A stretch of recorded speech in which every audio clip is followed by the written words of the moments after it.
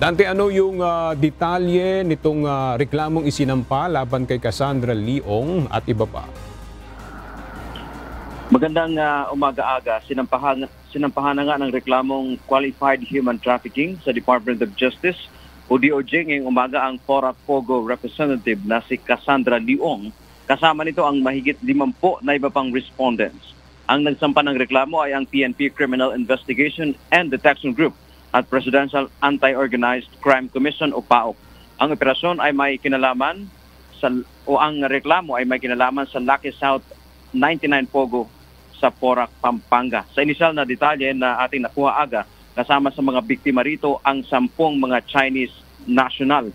Ang qualified human trafficking sa ilalim ng batas ay non-bailable o walang piyansa. Bukod sa reklamong ito, may kinakaharap na ring reklamong money laundering complaint si Cassandra Leong dito sa DOJ. Kasama niya si dismissed Bamban Tarlac Mayor Alice Go.